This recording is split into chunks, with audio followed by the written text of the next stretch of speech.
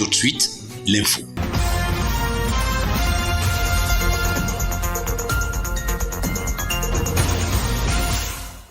Et de 6 pour les élections Miss et Masters albinos après la fausse note observée l'année dernière pour cause de Covid-19.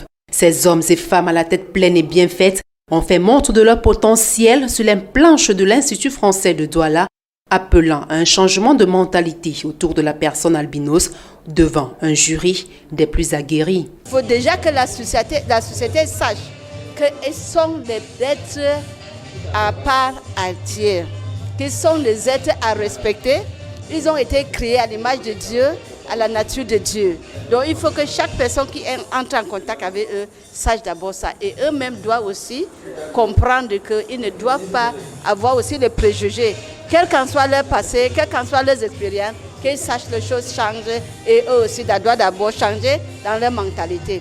Plusieurs personnes encore jugent sur le statut social, sur la couleur de peau. J'aimerais dire que nous sommes un peuple. Il ne doit pas avoir de discrimination, il ne doit pas avoir de haine. On doit s'aimer entre nous car nous sommes les enfants de Dieu. À l'issue des différents passages, l'expression orale est évaluée et le suspense enfin levé pour dévoiler les vainqueurs. Il s'agit de la candidate numéro 8.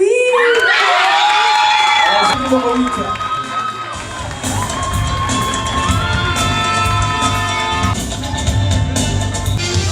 Notre mission en tant que Miss sera de lutter contre la discrimination, qui est aussi le thème de notre journée aujourd'hui, c'est-à-dire faisant de la discrimination une histoire lointaine. Ça n'a pas été facile pour moi d'être ici.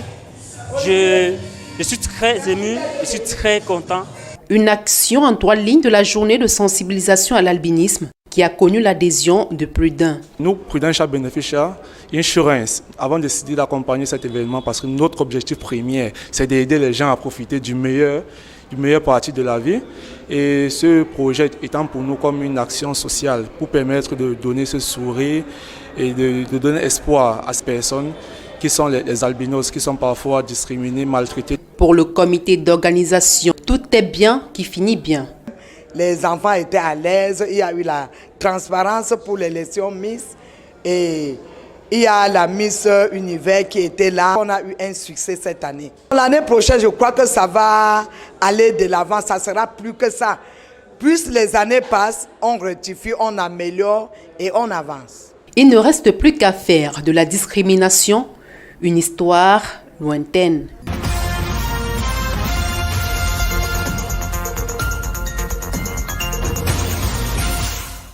45 millions de francs CFA, c'est la contribution annuelle attendue de chaque pays membre de la Commission des forêts d'Afrique centrale, COMIFAC en abrégé, en vue du bon fonctionnement de cette instance en charge de la conservation et de la gestion durable des écosystèmes forestiers de la sous-région.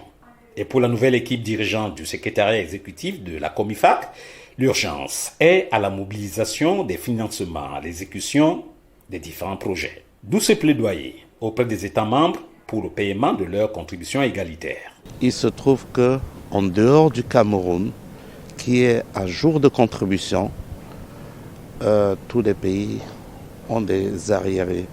Et donc c'est le moment pour nous de pouvoir lancer un appel pressant à tous les États de pouvoir prendre les engagements qui sont les leurs, étant donné que la COMIFAC est l'outil des États, décidé par les chefs d'État de l'espace COMIFAC. Les assises de Douala étaient aussi le lieu pour l'équipe en poste depuis le 4 juin 2021 d'établir son plan de travail annuel et d'en définir les priorités. La priorité reste vraiment la lutte contre la déforestation, la restauration également des paysages dégradés, la promotion du développement vert pour pouvoir combattre les changements climatiques et aussi la lutte contre le braconnage. Comme vous le savez, le braconnage en Afrique centrale est devenu une menace de paix et de sécurité. Cahier de charge en main, les acteurs au plan de convergence de la COMIFAC sont appelés à jouer leur partition en vue des échéances internationales. Celui de la COP sur la biodiversité et celui du rendez-vous prévu à Glasgow sur le climat, sans mettre de côté le congrès forestier mondial prévu à Marseille. Les dés sont désormais jetés et les maçons seront jugés au pied du mur.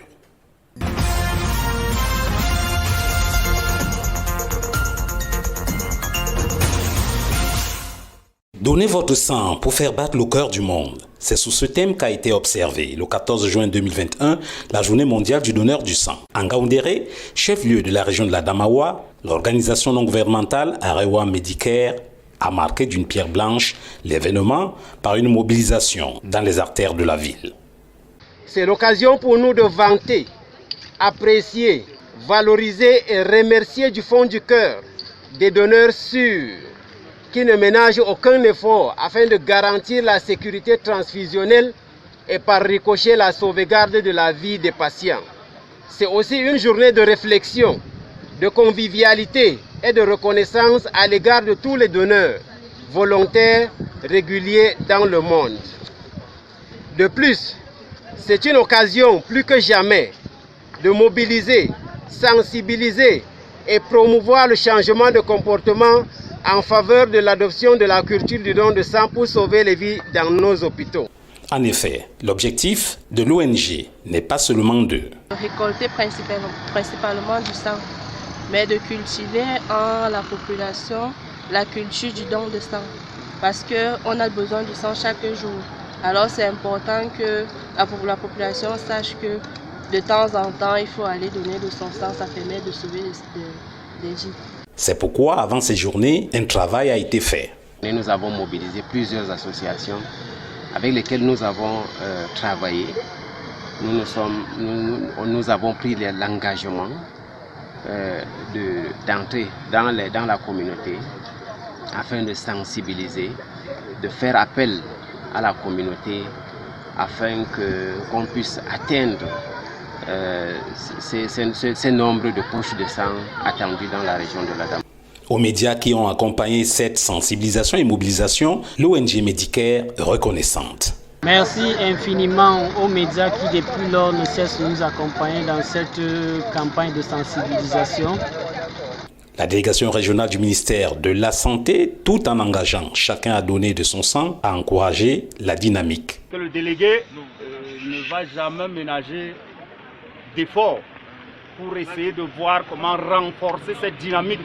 Se sont engagés à donner de leur sang à l'hôpital régional de Ngaoundéré de nombreux hommes, parmi lesquels des personnalités. Le secrétaire général des services du gouverneur, Étienne Ludovic Ngba, est de celle-là. Les besoins de poches de sang au Cameroun s'évaluent à 400 000 par an. Seulement, moins d'un quart est collecté jusqu'ici. Dans la région de la Damawa, on a besoin de 20 poches de sang par jour. Et pour le moment, les dons volontaires s'établissent autour de 5. La situation n'est pas du tout satisfaisante. Nous ne sommes pas arrivés à un point de satisfaction dont nous pouvions dire que non, c'est bon.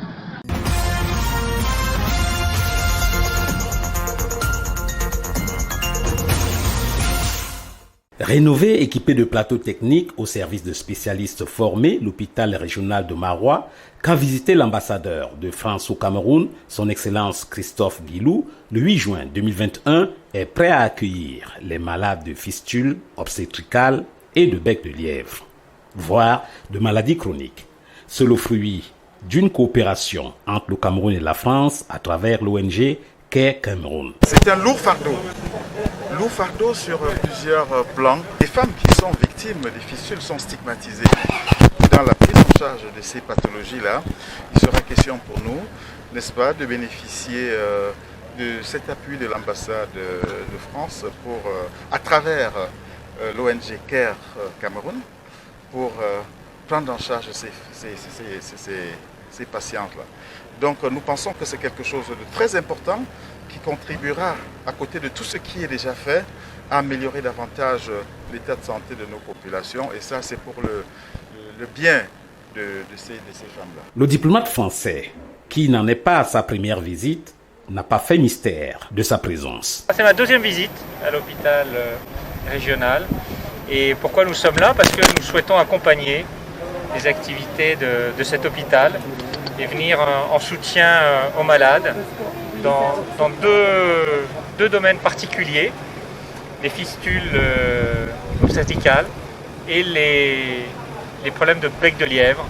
Ce sont des vrais problèmes de santé publique, ici aussi, qui ont tendance à ostraciser celles qui en sont malades, en particulier les femmes. Et c'est dans cet esprit que nous sommes venus ici voir comment accompagner ce projet qui est mené par l'hôpital, mais également l'association, l'organisation Care internationale, et donc la France à travers le ministère de l'Europe et des Affaires étrangères. S'il en était encore besoin, de le rappeler. Projet qui nous a été présenté, qui bénéficie du soutien de Madame Aïssa Doumara, et nous sommes là sur le terrain pour voir concrètement où ils en sont, comment ça peut être lancé, quels sont les vrais sujets, quels sont les enjeux, la prévention, l'information, le traitement, les soins, quels sont les chirurgiens qui sur le terrain mènent ces opérations qui sont très délicates, et c'est pour ça que nous sommes venus avec moi-même et une délégation de Paris. Impressionné par la métamorphose de cet hôpital, Christophe Guillot s'est réjoui de ce que les malades n'auront plus à se déplacer pour Douala et Yaoundé. Je suis impressionné par les changements que j'ai pu constater sous la direction de son très dynamique directeur de l'hôpital, qui est en train de rendre cet hôpital comme un hôpital de référence, et sur les pathologies les plus graves. On parlait tout à l'heure des problèmes de fistules, de bec de lièvre. Ça permettra aux malades, aux patients, de ne plus être obligés de se déplacer pour des opérations très délicates à Yaoundé et à Douala. Vive la coopération franco-camerounaise en matière de santé pour le bonheur des malades de fistules obstétricales et de bec de lièvre.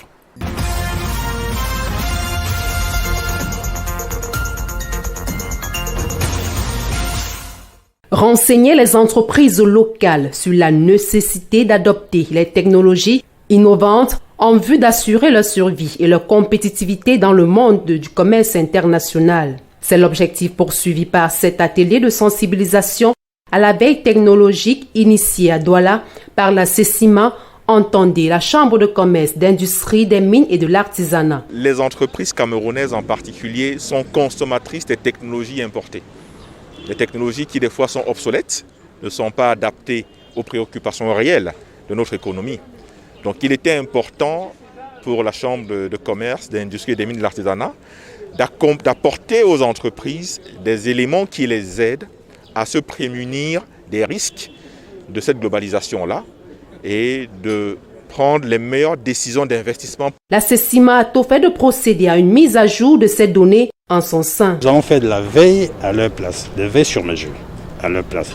Donc ces outils sont disponibles au niveau du centre d'information et de documentation économique de notre chambre de commerce. Nous avons Evernote qui est là, nous avons MadCube également qui est là. Nous sommes en train de travailler avec Compass pour acquérir également cette base de données qui permettent aux entreprises d'être au courant de toutes les innovations technologiques du moment. Parce que notre souci, c'est que lorsque les entreprises doivent commander leurs équipements, qu'elles commandent les équipements qui permettent d'être compétitifs, plus d'importer des équipements vieilles, plus d'importer des équipements polluants, des équipements qui ne leur permettront pas d'être aussi à la pointe comme les autres entreprises. Initiative salutaire pour ces investisseurs qui entendent saisir les opportunités de développement de leurs projets. Nous avons des concurrents qui naissent tous les jours. Nous avons également des produits semblables qui sortent de tout le monde entier et personne ne vient vous faire du cadeau. Et là, il faut créer vos stratégies personnelles pour essayer de contourner et rendre votre entreprise pérenne. Une plus-value à l'essor du tissu économique camerounais qui ne demande qu'à être mise en exergue.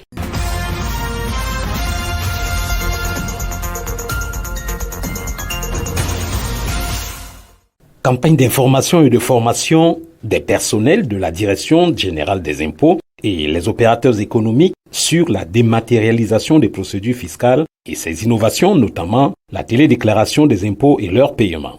La caravane de la Direction générale des impôts a fait halte au centre des impôts de l'extrême nord à Marois le 4 juin 2021. Au programme de la formation, 5 modules.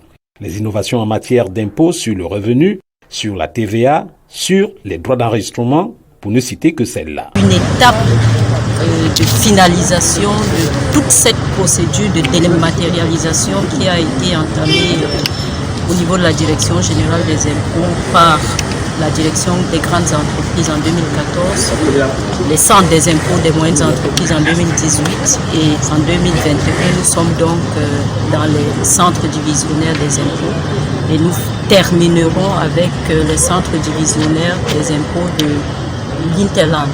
Ça veut dire le centre divisionnaire des impôts des départements à partir du 1er juillet 2021. Et nous aurons donc fait la boucle pour ce qui concerne la dématérialisation des procédures au niveau de la direction générale des impôts. Le paiement des impôts et taxes est désormais possible en tout temps et en tout lieu grâce aux téléprocédures.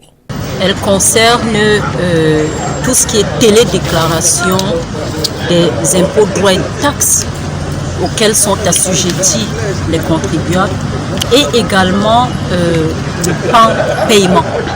Aujourd'hui, les paiements vont être faits et sont même d'ailleurs faits autant par le téléphone portable que par le virement bancaire et en espèces au niveau des guichets de banque. Avant, nous avions uniquement des virements bancaires et ce que nous appelons online tax payment au niveau de la direction des grandes entreprises. Destination suivante de la caravane de formation aux télédéclarations des impôts, Garoua et Ngaoundéré.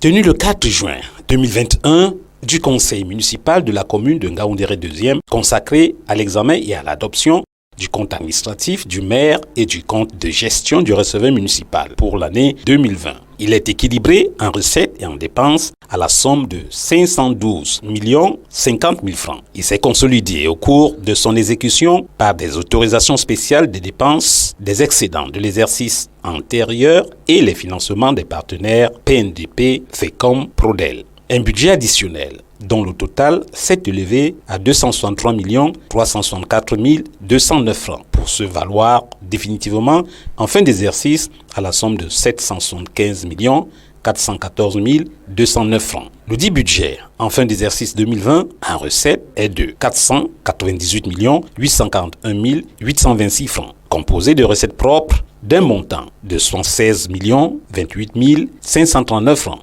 soit 15% de la recette globale. Le budget 2020 a été exécuté à 64%, d'où le satisfecit du représentant de l'État qui a tout de même relevé quelques manquements au niveau de la collecte des impôts dans certains domaines. Non sans inviter à plus d'efforts pour une amélioration. Ce budget qui a été exécuté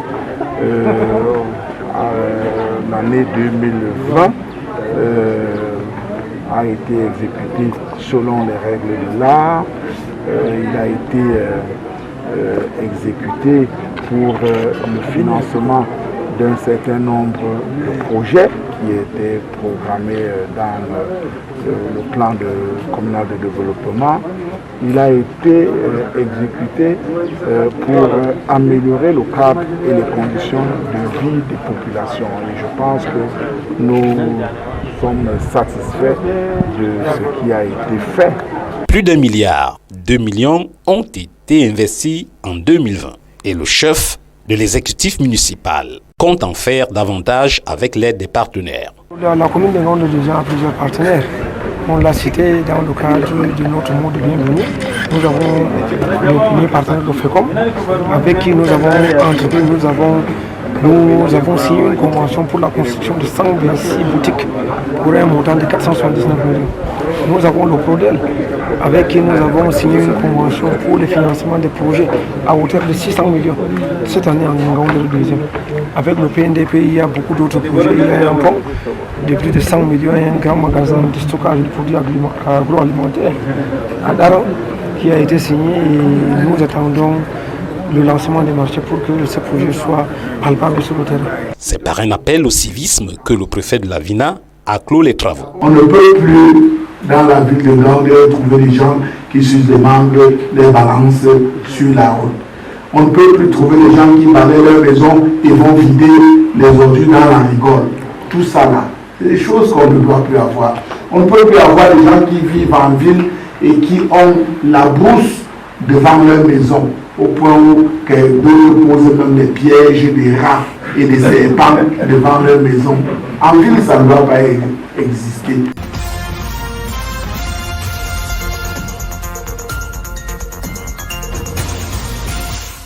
L'éducation comme creuset à l'émancipation économique de la jeune femme. C'est le plaidoyer porté par ONU-SIDA en faveur de la scolarisation des jeunes filles au Cameroun pour faire fléchir la courbe des nouvelles infections VIH au sein de cette cible. Et pour y parvenir, une synergie d'action est plus que nécessaire autour de l'initiative Éducation Plus. Au Cameroun, nous avons encore 17 000 nouvelles infections par an. Nous avons constaté que ces infections sont beaucoup parmi les jeunes et surtout parmi les jeunes femmes et les adolescentes. Les jeunes femmes et les filles adolescentes âgées de 15 à 24 ans sont 9 fois plus infectées avec le VIH que les garçons et les hommes du même âge. Donc, c'est inacceptable. Il faut faire quelque chose. Une sensibilisation, renforcement des politiques autour de l'encadrement des adolescentes qui a connu l'adhésion des agences onusiennes et de 8 ministères, entre autres le ministère de la Santé publique et celui des enseignements secondaires. Le programme Éducation Plus est bénéfique car nous voulons changer les mentalités en faveur de la participation de la jeune fille à la vie sociale. Les femmes ont du potentiel, surtout les femmes africaines. Elles peuvent beaucoup apporter à l'économie. Pour réduire le VIH chez les jeunes filles, il faut déjà qu'elles sachent les conséquences pour mieux se protéger. Et ceci passe par l'éducation. Prenant la parole, le secteur privé porté par le JICAM a égrené un chapelet d'actions sociales jusqu'ici mené par le patronat en faveur de cette noble cause. L'exposé des organisations de la société civile est venu signifier l'urgence de l'implémentation du paquet plus de ce programme. Les packages plus, que c'est aussi l'éducation sexuelle et sur la santé reproductive, la transition de l'école dans la vie active, dans les marchés du travail, que ce soit dans les formels ou dans les formels, la prévention de la violence basée sur le genre, etc. Mais aussi l'hygiène menstruelle. L'objectif final poursuivi ici est l'éradication du VIH et l'amélioration de la situation économique et sociale des jeunes femmes et de la population dans son ensemble.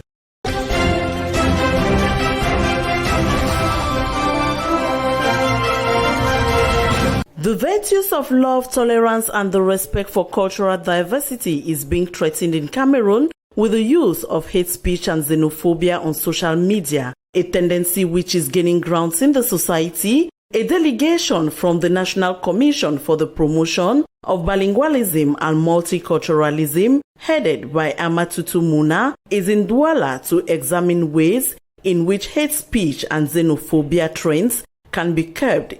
We noticed through reports and other venues that the media also have people who promote that sort of speech through internet, social media, even through sometimes TV debates, etc. So our role is to try to see if we can create this awareness so that the main media, who are the people carrying most of that, can start to begin to identify. Hate speech and xenophobia manifested through violence, insults, frustration, discriminations and prejudices.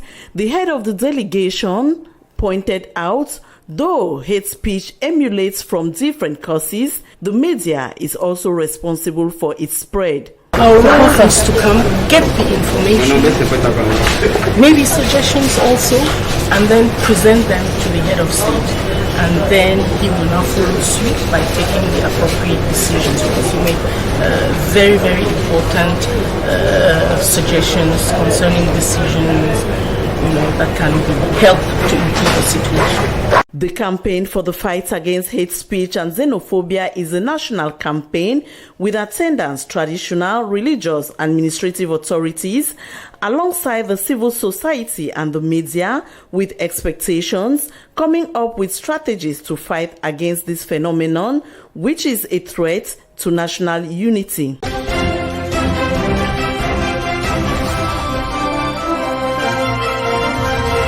Annual contribution expected from each country member of the Commission of Central Africa Forests, COMIFAC, for the smooth functioning of the intergovernment organization whose goal is to manage the forests of Central Africa in a sustainable manner.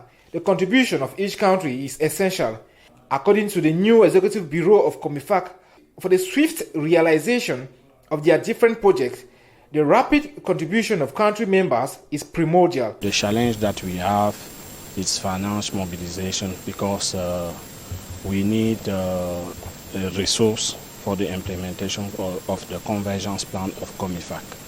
And we are facing many issues as the equal contribution from member countries of COMIFAC.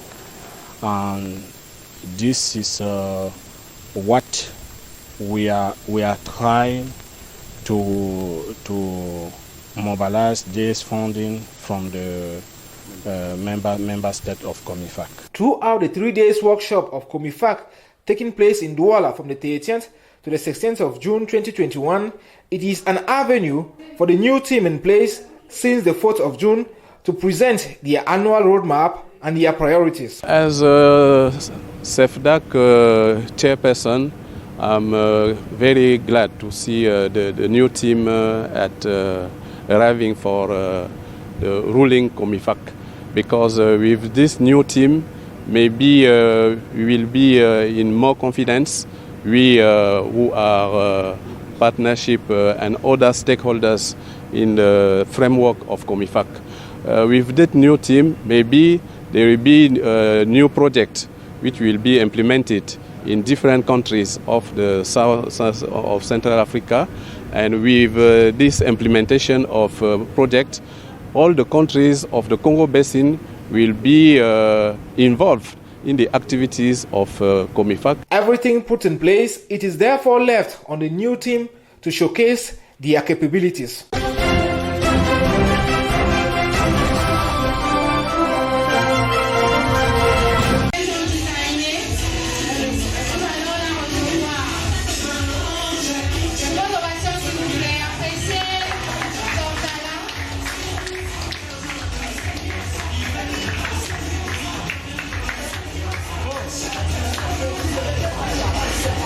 The Albinos fashion show that took place Sunday the 13th of June 2021 in Douala was full of pomp and color, with the amazing performances of Albinos showcasing their beauty. A performance which sent a message to the public: they are the same like others, regardless the color of their skin. Organized by the Association of Albinos Women in Cameroon, with the main objective to create awareness on albinism and offer a platform for persons with albinism to showcase their talents, it was also an occasion for them to be schooled on health-related issues. Say that albinism is a huge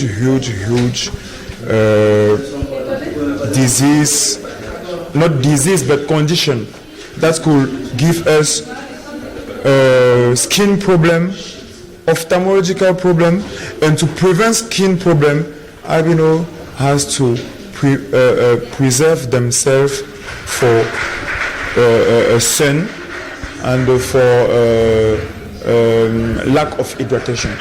Adding more valor to the events were public figures such as Stanley Eno and Kibon Enfi, a US-based Cameroonian designer, who advised albinism is not a handicap. Of this event, I'm particularly very interested in albinism because it took a lot of education for me to be able to honestly appreciate the beauty and the challenges that these people go through. So it's really an honor for me to be here. And as you know, one of my top models in my company is an albino. Actually, the face of Cameroon Clothing Company is an albino. Yes. Presenting the 2021 Miss and Mr. Albinos, Chimi Maeva, the Miss Albino, stressed she will not relent efforts to educate the population on the plights of albinos. Activities and I obtain first sensibilization is the most important thing that I will do, sensibilization of population. Okay. Observed every June 13th, it is a day set aside to spread awareness on the odds faced by people living with albinism.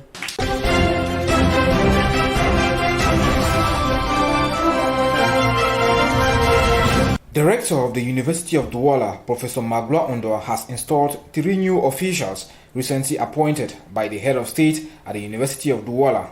On May 26, 2021, the head of state, President Paul Biya, in a communique, appointed Ekambi Dibonge Guillaume, Vice Rector in charge of research, cooperation and relationship with the business world. In the same communique, Modiko Kobebe Henri Desiré and Mbagambindi Marie-Alain were equally appointed respectively as Secretary General and Director of Academic Affairs and Cooperation at the university. For them to fully take function after their nominations, they have been installed this June 10, 2021 by the Rector of the university. Attended by government officials and native authorities of the Littoral region, the installation ceremony also had the participation of friends, well-wishers and students of the institution. After a honorific presentation of the nominees, Professor Magloire Ondoa declared them installed. Toute chose, remercier le chef de l'État et tous ses proches collaborateurs qui ont permis cette nomination. Remercier tous ceux qui m'ont soutenu jusque-là. To add more joy in the already festive mood, Njore went deep into his rich musical repertoire to set ablaze the Amphi 300 of the University of Douala. Installed, the expertise of the newly officials is highly awaited by both students and inhabitants of the economic capital.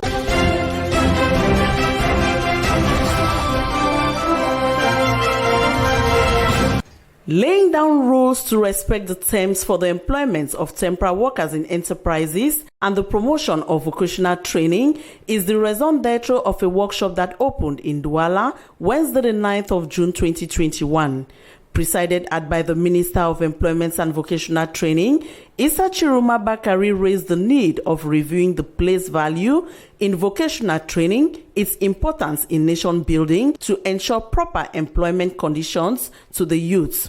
The private sector and para-public sector being the main users of temporary workers, it is observed generally they do not follow the right procedure of recruitment said to be abusive, recruiting mostly foreigners. We want to promote and to tell people that there is a framework that governs the employment, the temporary employment in Cameroon.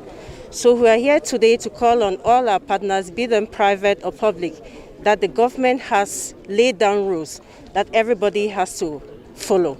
So those who don't respect these laid down rules have sanctions too.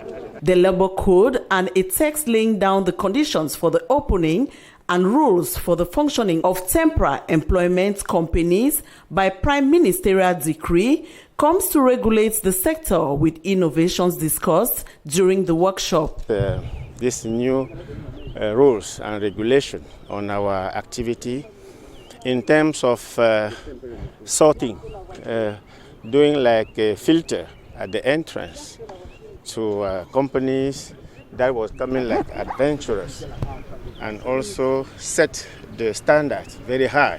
Vocational training enhances employability skills and facilitates integration into the job market. The minister reiterated the need for parents to get their children enrolled in vocational schools so as to reduce youth unemployment.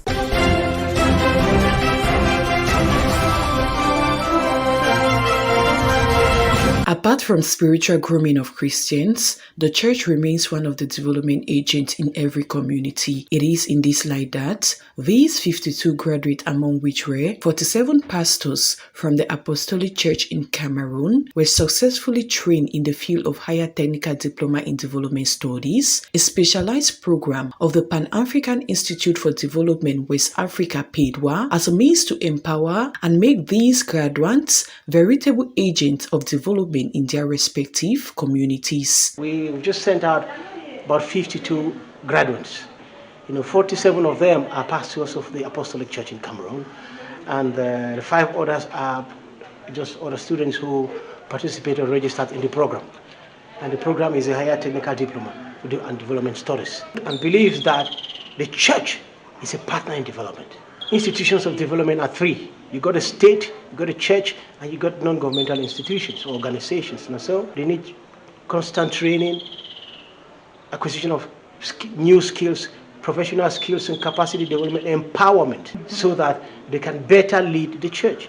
So that the church, as a tool for development, can change the lives of the community.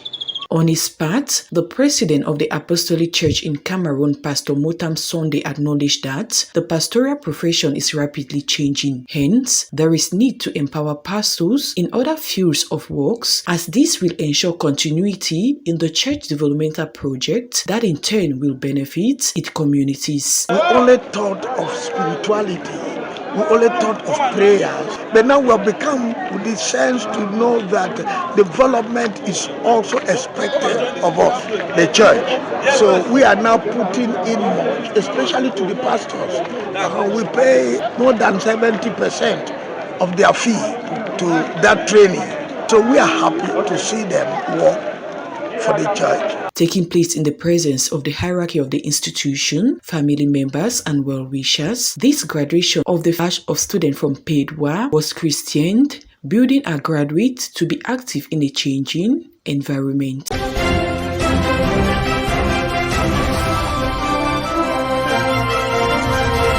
Shrimp trade being a source of economy, nutrition and employment to the Cameroon's population, the Ministry of Livestock, Fisheries and Animal Industry, in collaboration with the Food and Agriculture Organization, in a Douala workshop, are seeking ways to improve production and competitiveness through the Fish for ACP program. Opening the workshop in Douala Wednesday, June 9th, 2021, the Cameroon representative of the Food and Agriculture Organization noted the program is focused to enhance shrimp production and ameliorate the performances of small and medium-sized enterprises. Shrimp production is a good value chain choice for Cameroon for economical reasons, for biodiversity. It's important for the economical balance of the Cameroonian government. Stakeholders in the sector says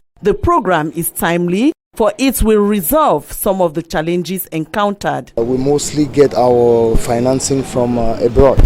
So we've been facing a lot of difficulty because we do not have shipping vessels to begin with. And in this type of business, we need shipping vessel and a good team of trained specialists to work, let me say, in the sector. The program, according to the Minister of Livestock, Fisheries and Animal Industries, the Fish for ACP program will pay special attention to small and medium-sized enterprises to stimulate inclusive growth and boost food security, especially for women and young people.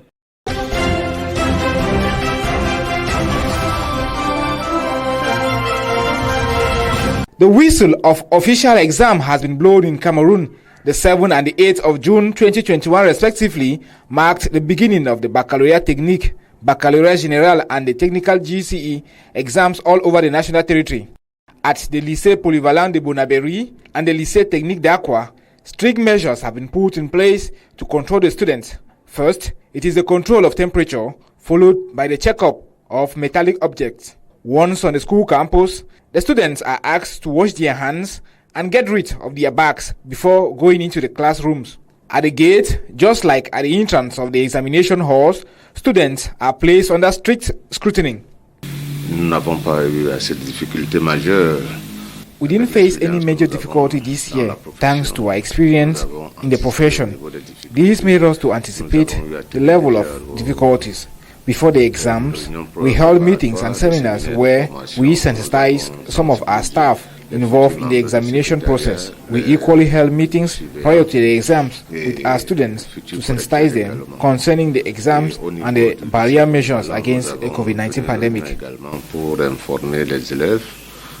On the other hand, June 29 is the date set aside for the kickoff of GCE Ordinary Level and Advanced Levels, and July 12, 2021 will mark the end of the aforementioned examination. For the Francophone subsystem of education, the exams will end this weekend. The 2021 edition of official exam being launched, it is therefore left on the students to give back what they have been receiving in terms of lectures.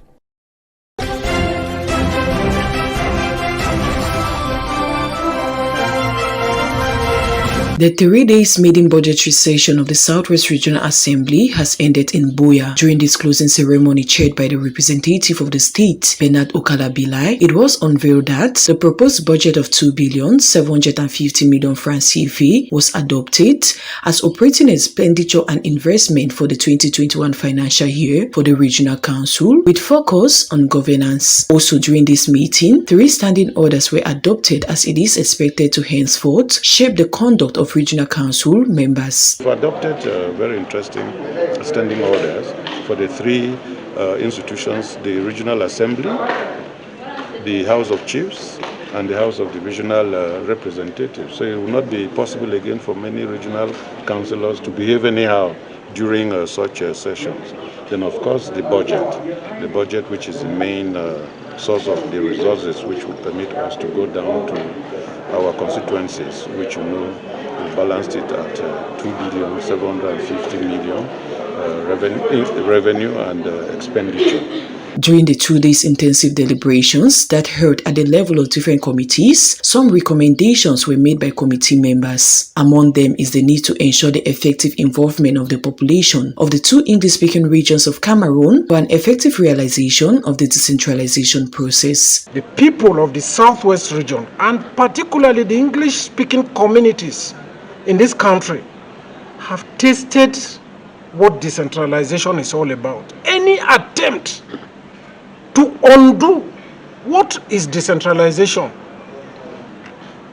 will not be good signals for our people.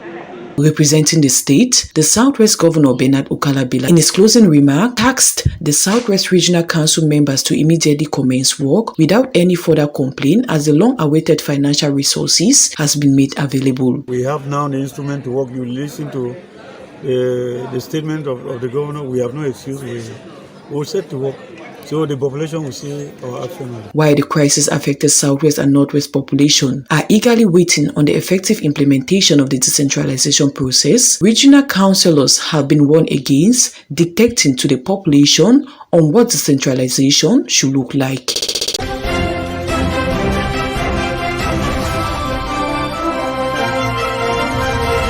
Out of the sum of 2.5 billion francs CFA set aside as projected revenue collection for the 2020 financial year of the Buea Council, 69.5% was realized for the 2020 financial year, down from 59.2% in 2019. This increase in revenue collection for the Buea Council was revealed by Barrister David Mafani Namange, Mayor of the Buea Council, during this first ordinary session of the Buea Council set aside to examine the administrative, management and stores management account for the council for the year 2021. Taking into consideration the ugly face of the COVID-19 pandemic and the socio-political crisis in the Northwest and Southwest regions, we still manage, thanks to some devoted staff and the population of Buea, not leaving out the councillors and administration, the forces of law and order, they all accompanied us to realize a budget of slightly above 69.5% in revenue, and in expenditure we're close to 60%. With what we realized that, thanks to God and those I cited, it was a positive year. We could have done better if we were living in peace. In his opening speech, Mayor David Mafani indicated that despite the prevailing context of the COVID-19 and the socio-political crisis that has greatly affected the activities of the Buea Council, some projects including the payment of salary arrears, payment of retirement benefits, payment of inherited debts, among others, were realized. We have cleared salaries arrears, we have paid salaries up to date in our Buea Council, and other investments were carried out. And I want to say that, like some roads, the street lighting of Buea municipality, we dug some boreholes because water is a problem in Buea. And we are going to continue in those areas. Representing the SDO for Fako, the first deputy SDO for Fako, Madame Merelin Ufo, in her keynote address, congratulated the council for its efforts towards the fight against insecurity and measures to curb the spread of COVID-19 within the municipality, while reassuring the council of the constant support of the administration and the forces of law and order.